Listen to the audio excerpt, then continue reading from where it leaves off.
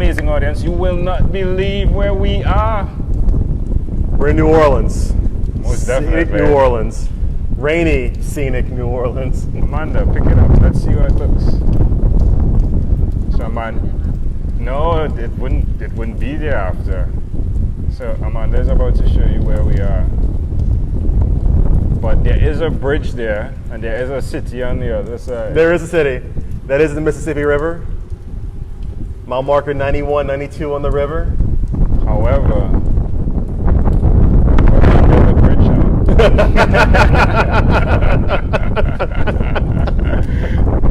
under the bridge. So live with us we have Travis Collier. Travis, how are you doing, my Hey, John, good, brother. How are you? I'm excellent, my friend. It's a great pleasure to connect with you. Definitely. Thank you for the opportunity. Yeah, you were episode 3 something, if I'm not mistaken. I should have done my research. I didn't do my research. You're good. I think I'm correct. Anyway, you were in the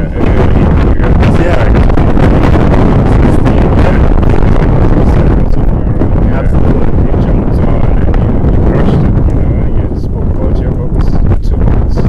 You were telling me just a while ago about the 3rd book. Yep. Yeah, give us an update. What's going on? So, my name is Travis. I am in the Coast Guard. I'm stationed here in scenic New Orleans, Louisiana. I've been here 3 years. I got gifted the opportunity for a 4th year, and the city grows on you, man. Since we talked, I've done a fair bit of travel. I got my opportunity to stay for a 4th year, and I'm looking at where to go next. That's 3 party dogs, 3 carnivals. I survived all 3 of them. On the side, I finally started my own podcast. Really? Yeah, I didn't know that. It took me long enough, right? What's the name of it? Transition Tactics podcast. Took me long enough. I'm playing around with Alexa. I'm really coming into my own with my other work, which is helping me transition out of the unit. It's been doing really well. Let's give a little bit more, let's talk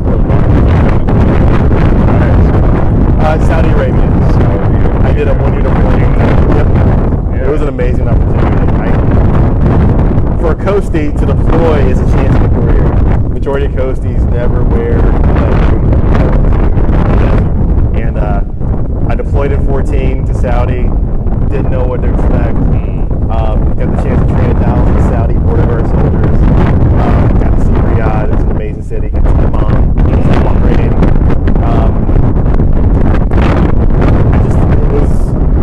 There's a Saudi Popeyes actually.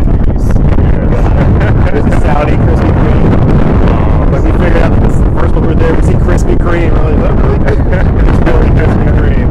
You go there and it's one. It wasn't combat, absolutely not.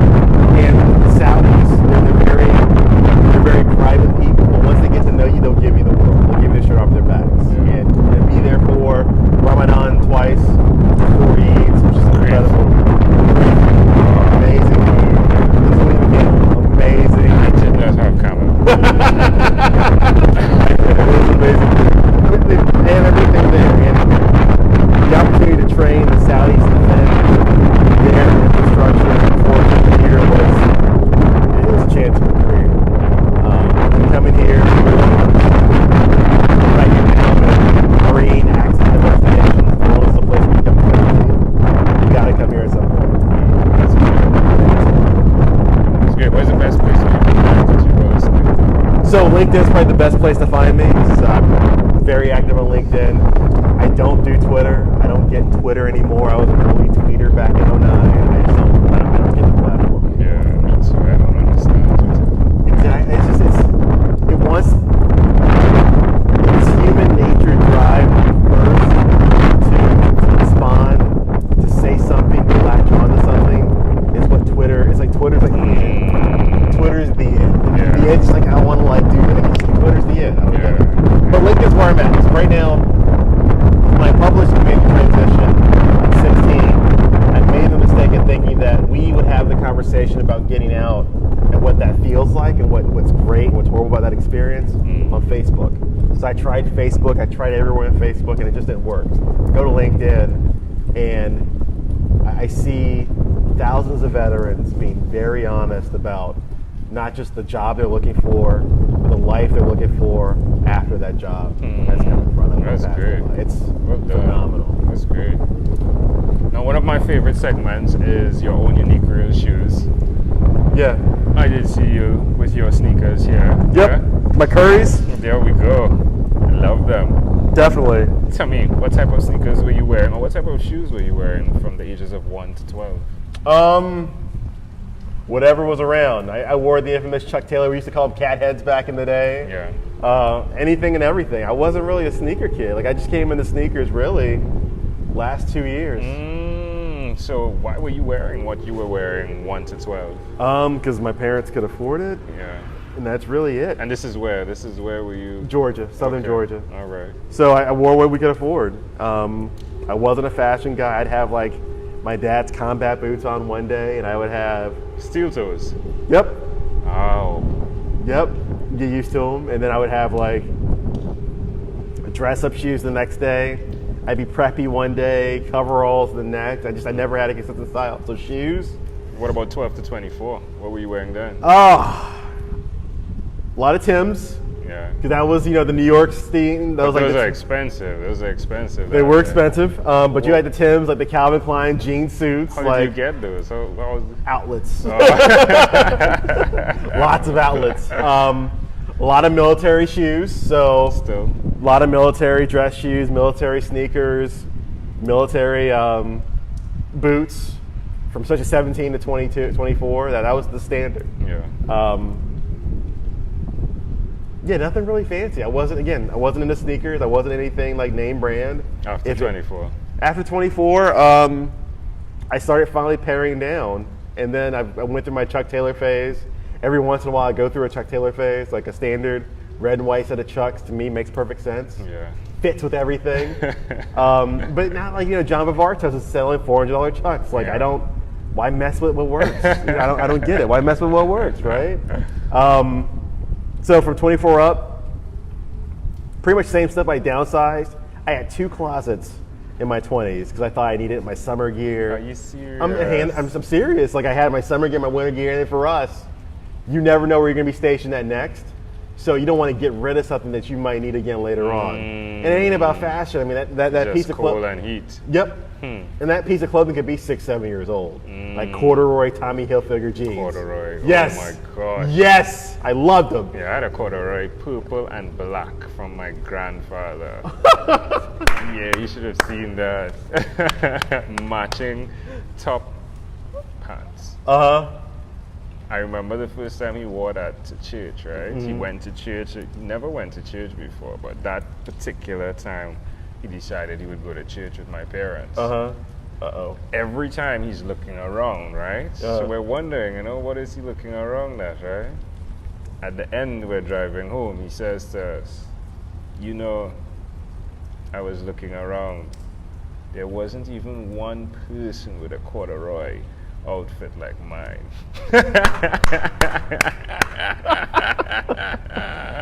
That's how important corduroy was. Yeah. Wow. That's the thing about style is some things are timeless, some things aren't. So like I have my dad has a camel cashmere sport coat. So he bought this thing late 60s, and it's not gaudy like disco gaudy because my dad, it ain't happening. It's very stylish, it's very classic, and I've got it, and it fits. And I'll probably pass it on. That thing ain't going away. That's wonderful. At all. When you look back from that time to now, 1 to 12, 12 to 24, after 24, do you have any regrets? I hate that question. I hate that. I mean, I love that question. I hate that question. Everyone has regrets. The problem with the question is you can't assume now to go back to make a different decision then. So I don't know. Like I feel like I was a smart kid, and then I discovered a lot of bad things by the time I turned 21. That was a joke. That joke didn't turn out too well. I don't know. I don't know what I would go back and change. My parents did right by me. They did the best they could for me. Yeah. They were great examples in my life. We still mostly get along. They signed me over to the military, and I've been in ever since. Yeah. 12 to 24, turning 17 and joining the service was the game-changing decision in my life. And in 24, when I was 24, I spent 75 days in the Republic of Georgia, the country, not the state. And I came in, I landed in country when a part of the country's plan that was trying to secede from the rest of Georgia. And I was on the ground when that was happening. Wow. And I wasn't supposed to be on the ground when that was happening. Don't listen to that part. And I remember coming in and you see like the Russian hardware in that part of the country and you're like, I know I shouldn't be here, but this is an incredible experience. I got to watch this ride this thing through. And I got the chance to train the Georgian Coast Guard to operate like our Coast Guard, like 70, 80 Georgians I trained over the course of my summer there. And it wasn't about anything I even thought I would join the service for when I was 16, 17 years old. It was the opportunity to truly serve and help people become better than themselves, and it was incredible. So regrets? I don't have any. I really don't. I mean, I don't know if I would have chosen different because I don't know if I would have known different. Yeah, I love that. What are you most excited about? Midsummer Mardi Gras was Saturday, so Carnival's in 6 months. Right. Every New Orleanian counts down to Carnival. Football season's this weekend. I'm not a Saints fan. I mean, they are. I'm not. I'm going to say that too loud. I'm going to get in trouble. Go Jags and Falcons. I'm most excited for my move, so I'm up for orders now to transfer next year. I don't know where I'm going. There's always this level of anxiety that starts to kick in when you know that the clock is ticking and the move's coming. In my new position, I'm very excited to learn an entirely new job and try to master it as best as I can in less than a year. I'm excited for my own transition. I'm pretty sure 2021 is when I retire from the military, so that constantly excites me. I'm excited to turn 40. I know, right? 40. Who's ever excited? You look great. I hide it a lot. Yeah. It's my dad. Trust me, it's my dad. It is totally my dad. I'm excited to wake up in the morning. I might be frustrated what happens between 8 and 1600, but I'm excited to have the opportunity to make change and to really live a life by my own design. When you heard that this guy from the Caribbean was coming to meet you, where you are, what did you think? I thought about where could we go that could best show you the city. Ooh, it's cleared. It is. Oh, yeah, definitely show you guys that in a bit. Wow, Yeah. it cleared quickly. And that's what, I think about everyone who comes to visit me. Like I've lived in Sonoma County wine country. I've lived in Cape May, top 10 wedding capital, South Jersey. I've lived in South Texas. I've lived in the Middle East. I've been a lot of places. And New Orleans is a place where you just have to show people what the city is. I think it's a microcosm of America. I think whether you look at have or have not, you think about traditional New Age, you think about hipster, non-hipster, you think about hospitality as an industry or as embedded as part of a culture. You think about history and 300, this is the New Orleanian tricentennial. Not a lot of cities in America say they've lasted 300 years, especially in the Old South. So when I knew you were coming, when y'all were coming, the first thing I thought about was how can I show you part of the expanse that is New Orleans. It's beautiful. Travis, this has been a great pleasure, my friend. Before you leave, is there anything else you'd like to share with our amazing audience? Again, thank you for the opportunity. Welcome. This family has done how many thousands of miles to see America? Yeah. This is the 44th state, 45th. Whoop whoop, 45th state. So one of my dreams, no lie, one of my dreams is when I retire to do the same thing you're doing for 2 years. Ooh, it's a good idea. 2 years sounds good. Yeah, so it's like 2 months every state.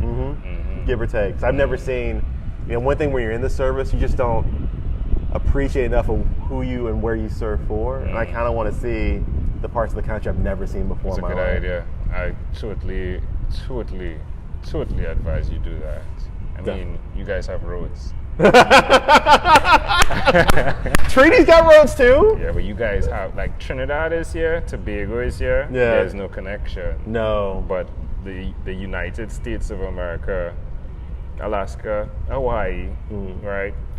They're just a bit challenging, but like you have roads. Yeah. So I think, yeah, definitely. Amazing audience, you heard it live here from Travis Collier. Travis, this has been a great pleasure. Thank you for being on what is inspired by 12-minute convos with Angel Jones. Did you have fun? Definitely did. Thanks so much, brother. Thank you. Wait, Amanda, show them that view, please. Oh, you gotta see the skyline. You gotta see it before it's done. Sweet.